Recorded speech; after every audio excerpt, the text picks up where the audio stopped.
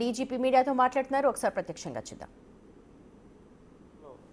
ఈ అక్యూజ్డ్ని అప్రహెండ్ చేసినందుకు ACP Balanagar, SHO Jeedimetla, DI Jeedimetla and other police staff అందరినీ కూడా అభినందిస్తూ ఉన్నాను.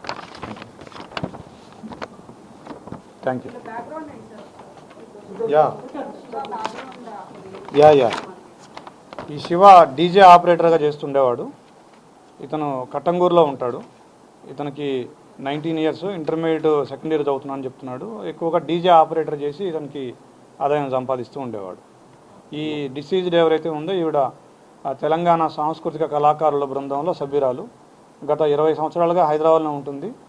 వీళ్ళ నేటివ్ వచ్చేసి ఇనుగుర్తి గ్రామం, కేసముద్రం మండలం, మహబాద్ జిల్లా.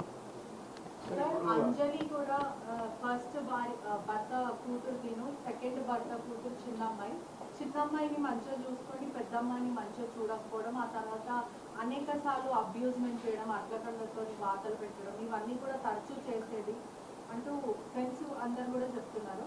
అదే కాక శివతో అమ్మాయి రిలేషన్షిప్ ఉన్నప్పుడు వాళ్ళ మదర్ ఫస్ట్ యాక్సెప్ట్ చేస్తుంది. వీళ్ళు కూడా లివింగ్ రిలేషన్షిప్ లో ఇంట్లోనే ఉన్నారు. వాళ్ళ మదర్ కూడా పెళ్లికి ఒప్పుకుంది. ఆ తర్వాత శివాని డబ్బుల కోసం బ్లాక్మెయిల్ చేయాలనుకుంటుంది. అదే మీరు చెప్పిన వాటిలో చాలా విషయాలు నేను కూడా కవర్ చేశాను, దాదాపుగా అవే చెప్పాను.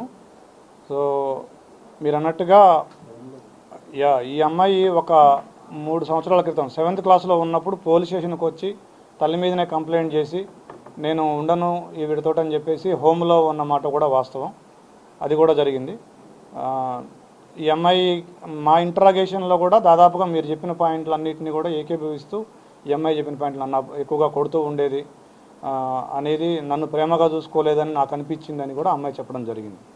జిల్లా హై స్కూల్లో కూడా ఈ అమ్మాయి సెక్షువల్ హరాస్మెంట్ కేసు కూడా పెట్టిందని టాక్ సార్. ప్రిన్సిపల్ పైన టీచర్ ఎవరైతే అక్కడ పనిచేస్తున్నారో ఆ టీచర్ కూడా ఇబ్బంది పెట్టిందని ఒక్కసారి వాళ్ళ మదర్ పోలీస్ స్టేషన్కి రావడం జరిగింది. అది మా నోటీసులో లేదు సార్. ఇప్పుడు ఈ అమ్మాయి మానసిక స్థితి ఎలా ఉంది, దర్యాప్తు సహకరిస్తుంది?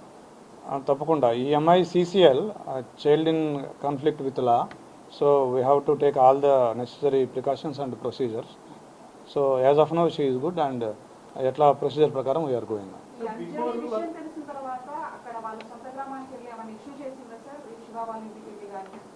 లేదు కేవలం బిడ్డతో మాత్రమే ఆవిడ హర్ష్గా ఉంది, కానీ అక్కడికి వెళ్ళడం కానీ అట్లాంటిది ఏం లేదు.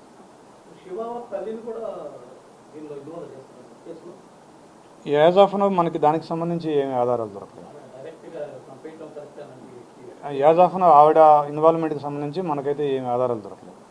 సార్ ఇప్పుడు ఒకసారి బిఫోర్ కౌన్సిలింగ్ ఇచ్చారు కదా సార్, 19th రోజు అయినప్పుడు మళ్ళీ 20వ తారీఖు నాడు మన ఇక్కడ కౌన్సిలింగ్ ఇచ్చారు కదా, అప్పుడు వాళ్ళ యొక్క మానసిక స్థితి కానీ వాళ్ళ యొక్క అప్పుడు మనం అబ్జర్వ్ చేసామా? ఆ రోజు మనం యాజ్ పర్ ప్రొసీజర్ మనకి కిడ్నాప్ కంప్లైంట్ వచ్చింది.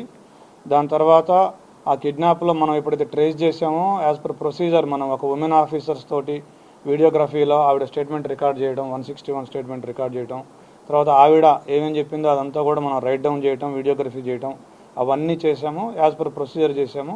ఆ రోజు వాళ్ళ మదర్ కూడా, ఆ అమ్మాయి కూడా ఎక్కడ ఎలాంటి వేరే ఇష్యూస్ కూడా మనకేం చెప్పలేదు. ఆ మదర్కి కూడా హ్యాండ్ ఓవర్ చేయడం జరిగింది. కోర్టులో ఫైల్ చేసి అది ఇంకా మనకి నాలెడ్జ్ లేదు.